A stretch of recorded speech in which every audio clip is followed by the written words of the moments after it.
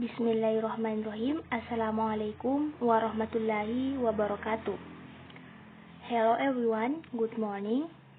First of all, thanks to Allah Subhanahu wa Ta'ala. Because of Allah, we can still fulfill my course assignment, namely language testing.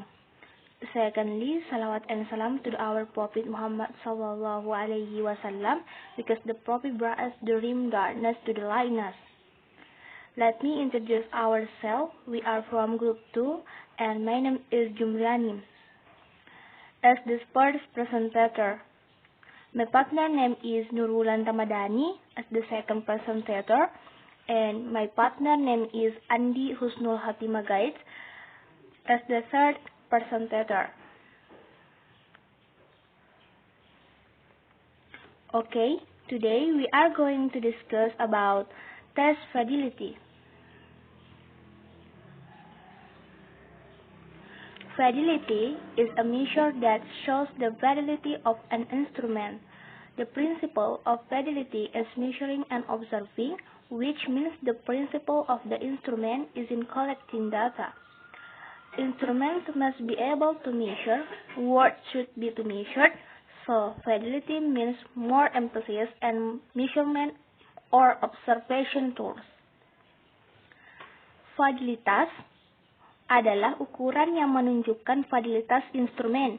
Prinsip fidelitas adalah mengukur dan mengamati, yang berarti prinsip instrumen dalam mengumpulkan suatu data. Instrumen harus mampu mengukur apa yang harus diukur, jadi fidelitas berarti lebih banyak penekanan pada alat ukur atau alat observasi. Fidelitas juga berasal dari kata fidelity yang mempunyai arti sejauh mana ketepatan dan kecermatan suatu alat ukur untuk melakukan fungsi ukurnya.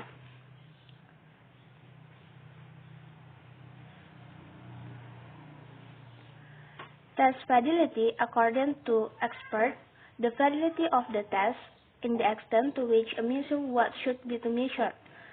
Jadi ada beberapa pendapat para ahli menurut para ahli tentang fidelity. Yang pertama yaitu Underhill, Madsen, and Heaton.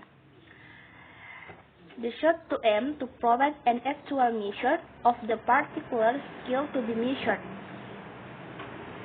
Maksudnya, tes harus bertujuan untuk memberikan ukuran aktual dari keterampilan tertentu untuk diukur. According to Aritonan, the validity of an instrument is related to the ability of the instrument to measure or reveal an existing variable to be measured. Fidelitas adalah sebuah instrumen berhubungan dengan kemampuan instrumen untuk mengukur atau menyikapkan variabel-variabel yang ada untuk diukur.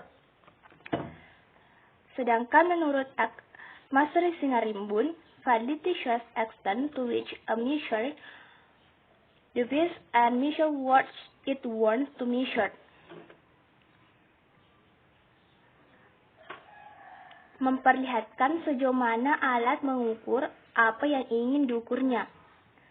Sedangkan menurut Suharsini Arikunto, fidelity is a condition that describes the validity of the instrument in the question that is be able to measure what will be measured. Fidelity adalah suatu kondisi yang menggambarkan tingkat instrumen yang dipertanyakan yang mampu mengukur apa yang harus diukur. There are several kinds of fidelity. Yang pertama yaitu fast fidelity and content fidelity. Di sini saya akan menjelaskan apa yang dimaksud dengan fast fidelity. Fast fidelity is a test item looks right to other tester, teacher, moderator, and test case. It can be described as having fast fidelity. It is therefore often usable to show a test, a college, and friends. Fast fidelity is often determined impressionistically.